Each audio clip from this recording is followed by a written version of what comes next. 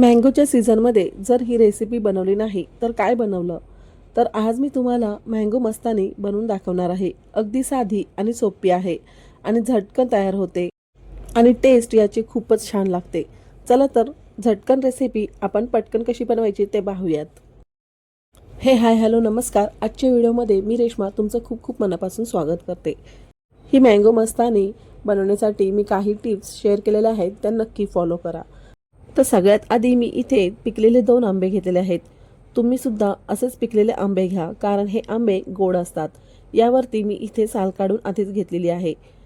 या रेसिपीसाठी एका आंब्याची आपल्याला पल्प करायचा आहे आणि दुसऱ्या आंब्याचा आपल्याला लहान तुकडे करून घ्यायचे आहेत.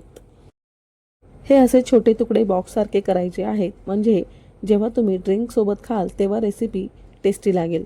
तर बघा, या प्रकारे मी इथे कट करून घेतलेले आहेत.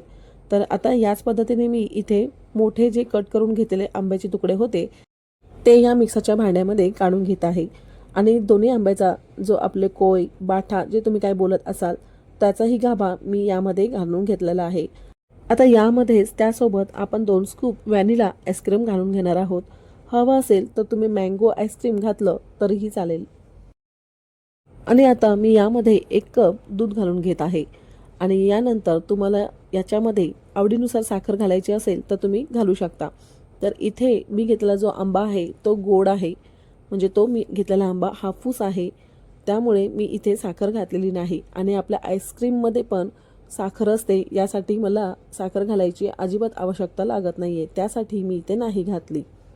आणि नंतर याला मिक्सरवरती व्यवस्थित ब्लेंड करून घ्यायचं आहे. तर आता इथे मिक्सरवरती आपण फिरून घेतल्यानंतर हे बघा, बॅटर किती छान थिक आणि क्रीमी शेक असं बनून तयार झालेलं आहे. तर याचं टेक्स्चर बघितलं असेल, या पद्धतीने हे बॅटर आपल्याला असं थिक असायला पाहिजे.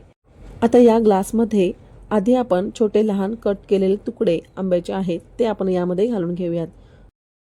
आवडीनुसार यामध्ये आंब्याचे तुकडे जे आहेत केलेले ते यामध्ये आपल्याला घालून घ्यायचे आहेत. आता यानंतर मी इथे 2 स्कूप व्हॅनिला आईस्क्रीम घालून घेत आहे. या व्हॅनिला आईस्क्रीममध्ये साखर असल्यामुळे म्हणून मी यामध्ये साखर घातलेली नाही आहे. तर आंबाही माझा घेतलेला खूप गोड आहे. आता यामध्ये आपण जे शेक बनवून घेतलं होतं आंब्याचं ते यामध्ये आपण घालून घेत आहोत.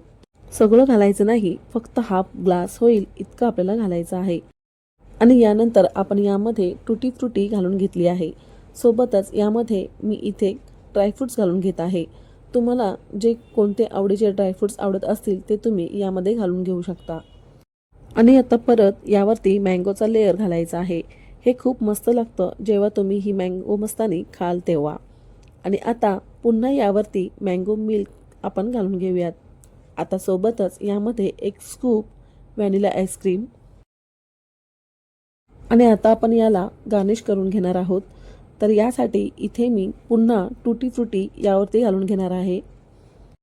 ही टुटी फ्रुटी वेगवेगळ्या रंगामध्ये भेटली जाते. तुम्हाला जो आवडीचा कलर आहे तो तुम्ही यामध्ये घेऊ शकता. आता सोबतच यावरती मी काही ड्रायफ्रूट्सचे तुकडे आहेत ते मी यामध्ये घालून घेणार आहे. तुम्हाला जे ड्रायफ्रूट्स हवे असतील ते तुम्ही यामध्ये घालून घेऊ शकता. तर ही पुण्याची फेमस मँगो मस्तानी अशा प्रकारे आपली बनवून तयार आहे. आता अशाच प्रकारे मी दुसराही ग्लास फिल करून घेणार आहे. तर त्यासाठी मी त्या दुसऱ्या ग्लासमध्ये मँगोचे तुकडे करून घेतलेले ते यामध्ये घालून घेतलं आहे. सोबतच 2 स्कूप व्हॅनिला आईस्क्रीम आणि यासोबतच मी इथे आपण जे मिल्कशेक करून घेतलं होतं मँगोचं ते घालून घेतलं आहे. पुन्हा ड्रायफ्रूट आणि टुटी फ्रुटीची लेअर लावली आहे. त्यानंतर पुन्हा आपण कट करून घेतलेले मँगोचे तुकडे आणि पुन्हा आपण मिल्कशेक बनवून घेतलं होतं ते. आणि आता यावरती पुन्हा आईस्क्रीमचा एक लेअर लावायचा आहे आणि पुन्हा यावरती मँगोचे काही तुकडे घालून घ्यायचे आहेत. मी इथे आईस्क्रीमचं घेतलेलं नाही आहे, फक्त मी इथे मँगोचे काही तुकडे घालून घेतले आहेत. आता सोबतच इथे आपण काही ड्रायफ्रूट घालून घेणार आहोत आणि यासोबत आपण जी टुटी फ्रुटी घेतली होती ती घालून घेणार आहोत. आणि सगळ्यात शेवटी यामध्ये मी चेरी लावून घेणार आहे. आता लक्षात ठेवा, यामध्ये आपण टुटी फ्रुटी आणि ड्रायफ्रूट्स घालून घेतले आहेत ते आपल्याला स्किप अजिबात करायचं नाही आहे, तेव्हाच ही मस्तानी खायला खूप छान लागते. तर आजची रेसिपी नक्की ट्राय करा आणि तुमच्या कमेंटद्वारे मला नक्की कळवा. तर आहे की नाही सोपी आणि झटकन आणि पटकन बनून तयार होणारी मँगो मस्तानी. तर अशा प्रकारे मँगो मस्तानी तयार आहे. व्हिडिओ तुम्हाला आजचा आवडला असेल अशी आशा आहे. जर व्हिडिओ आवडला असेल तर लाईक करा आणि खूप खूप शेअर करा आणि कमेंट करून सांगायला अजिबात विसरू नका. तर रेशूज रेसिपी चॅनलवरती जर तुम्ही नवीन आला असाल तर Reshu's recipe channel and ब्लॉगवरती subscribe करा आणि बेल आयकॉनवरती क्लिक करा, म्हणजे मी व्हिडिओ टाकल्यानंतर त्याची नोटिफिकेशन सगळ्यात आधी तुमच्याजवळ येईल.